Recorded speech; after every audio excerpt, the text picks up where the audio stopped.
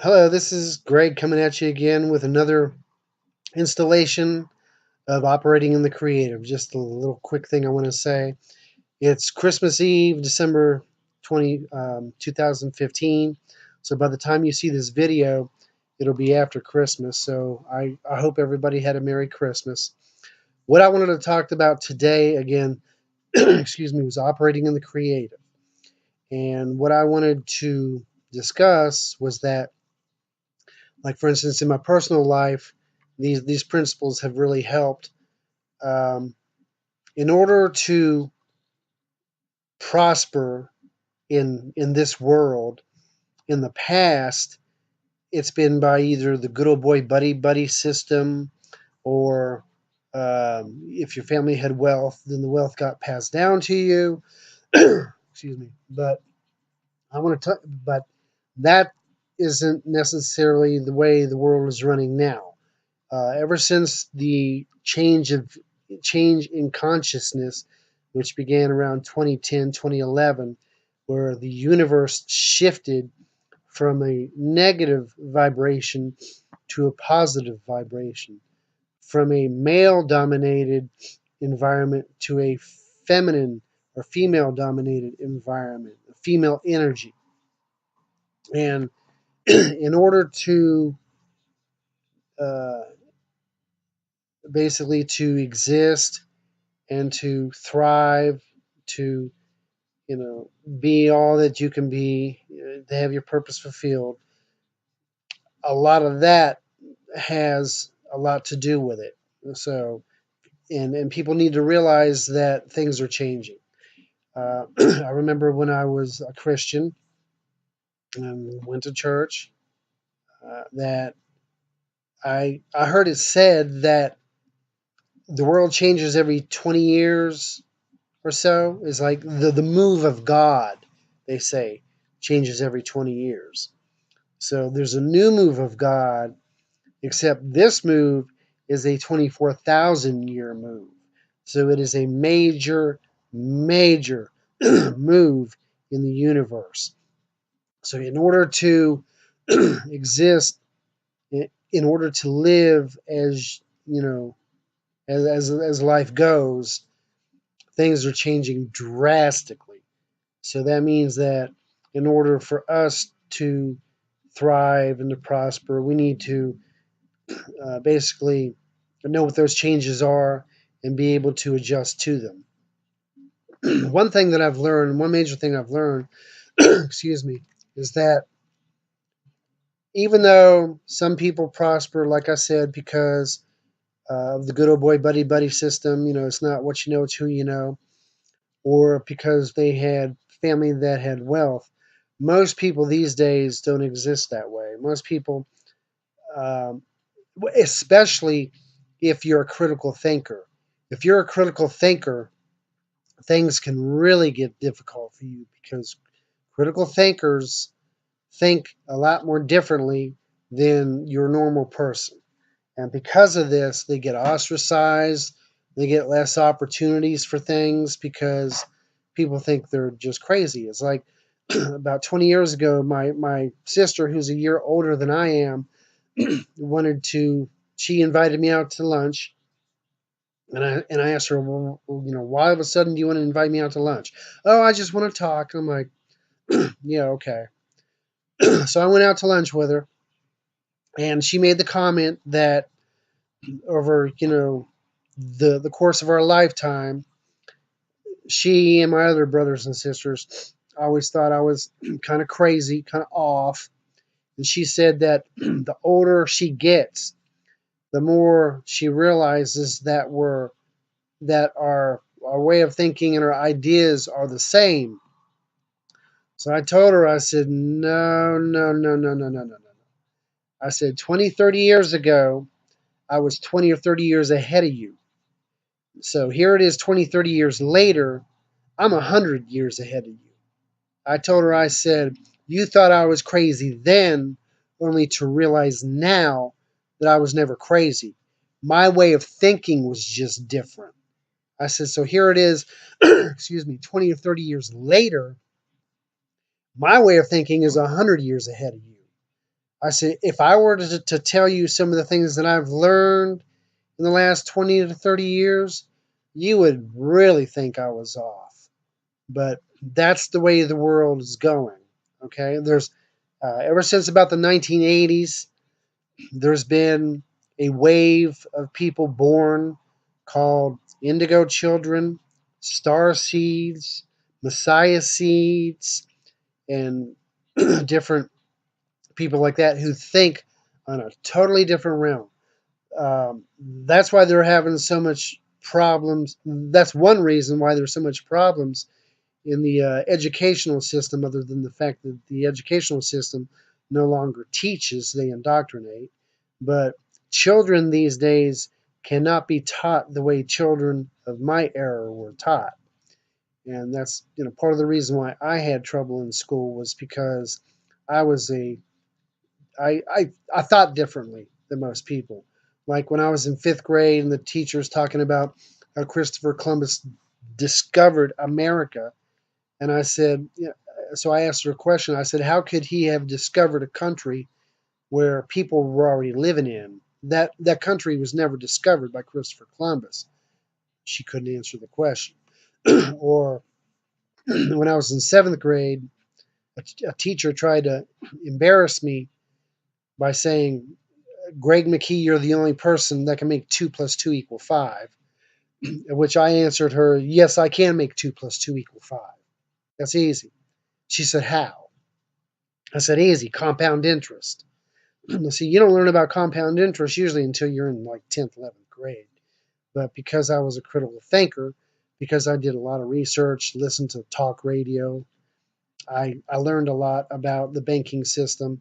As a matter of fact, when I was in the same grade, 7th grade, I opened up my own bank account without my parents' signature on it, which kind of probably ticked them off, but I don't care because I'm an independent person. But typically, the kind of person that I am today is the kind of person that is mostly being born today. So, and I've noticed on my Facebook page lately, there's a lot of people that have been making the comment that they're getting rid of negativity, negative people. They don't want negative people in their life anymore. They're trying to get rid of all negativity. Those are the same people. Okay, getting rid of negativity is probably one of the best things you can do. And even though getting rid of negative, now I'm not saying get rid of somebody just because they made a negative comment or something that you disagree with, and I don't think they're saying that either. What I think they're saying is that they realize that there's too much negativity in this earth, in this world, and they want to get rid of it because it's not doing them any good. And that's actually a good thing because of this shift in consciousness, it's moving from a negative vibration to a positive vibration. So if you're a negative person, or if you're the kind of person that has basically had the mindset that most everybody else has, then you're going to be lacking in the next few years, in the next 24,000 years. But anyways, that's just the groundwork for what I'm talking about operating in the creative. Operating in the creative also has a lot to do with operating, excuse me, in different dimensions. We, here on Earth, we currently operate in the third dimension, whereas when you begin to operate in the creative, you operate in higher dimensions, such as the fourth dimension, which basically has to do with the metaphysical, ESP, clairvoyance, um, a whole bunch of stuff. Like in the Bible, it even talks about it. It talks about having the gift of knowledge, gift of wisdom, gift of prophecy, gift of discernment, things like that. That's actually fourth dimensional living.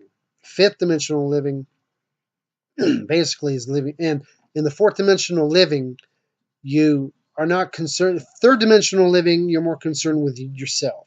You're more concerned with finances. You're more concerned with material things. Fourth dimensional, you're not.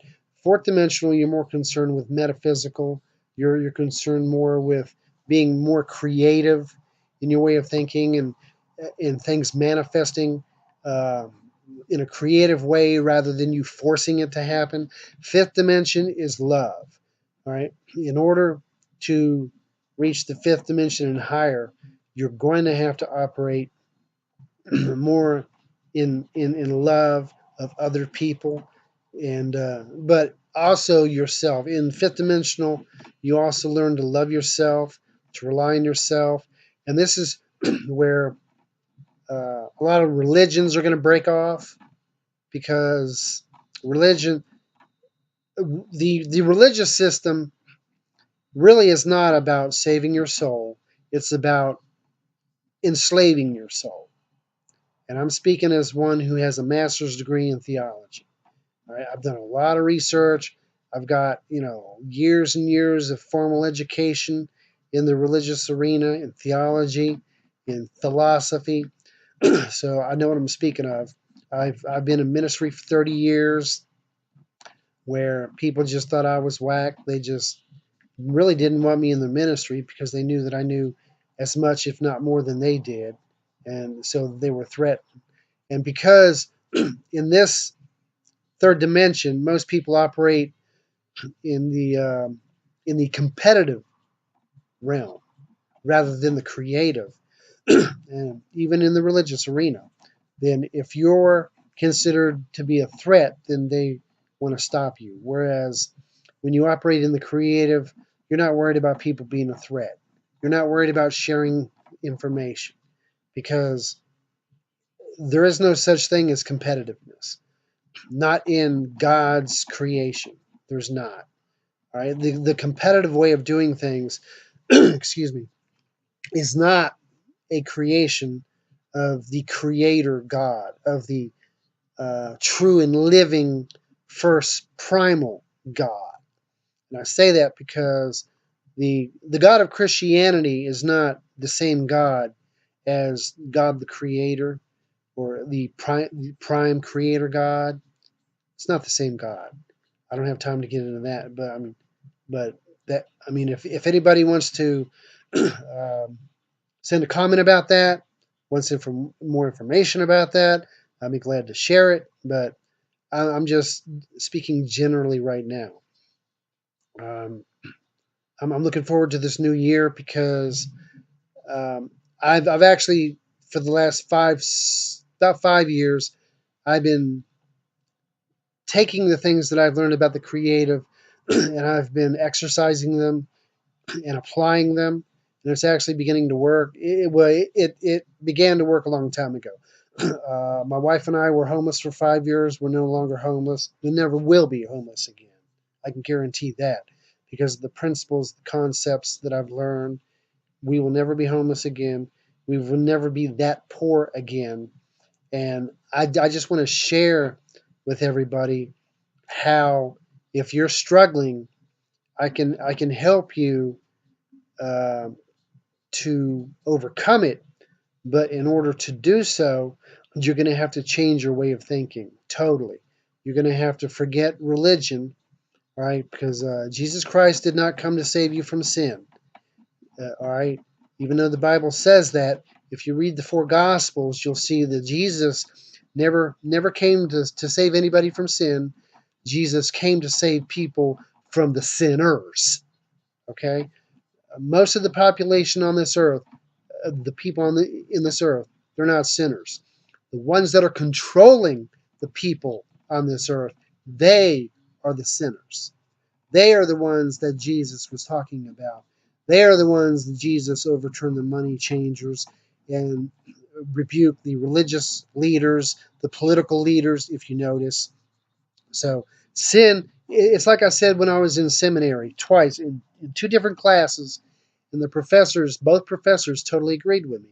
I said, sin, this idea of original sin is a crock of crap. I said, and I can prove it. And I told both professors in both classes, I said, if you go over to Europe, the water's so bad that people don't have clear drinking water. They drink wine, right? Fermented wine. In many cities, in many of the countries over there, A 6-year-old can walk into a store and buy fermented wine. That's not a sin. Over here, it's thought that if you take even a sip of alcohol, it's a sin. It's not. It's a social construct. Even in the Bible, and now remember the Bible, the location of the stories in the Bible is the Middle East and the upper part of Africa. And in the Middle East and upper parts of Africa, Egypt, it is not uncommon for a man to have more than one wife. Polygamy. In America, that's thought to be a sin. All right, social construct. And both professors in both classes totally agreed with me. And people said, "Okay, well, if Jesus," and I told them, I said, "We do not need Jesus Christ to save us from sin." So people, of course, in both classes said, "Okay, then what do we need Jesus for then? I mean, what about Christianity?" And I told them, "Well, I don't have time to explain that right now. I can explain it. I, believe me, I can explain it, but it would take me too long here to do that." But so, in order to operate in the creative, you're going to have to set aside what you have been taught, and you're going to have to seek truth within yourself. That's a major part of operating in the creative. And believe me, you can do that with the true and living God's help. I've been doing it since I was an early teenager. And, it's not satanic. It's not an occult. As a matter of fact, Christianity is an occult. Any kind of religion is an occult. Right? But I just thought I'd give you something to think about, since it's around Christmas time and the new year. And I'll be giving more videos out. And I thank you for your time. Have a blessed day.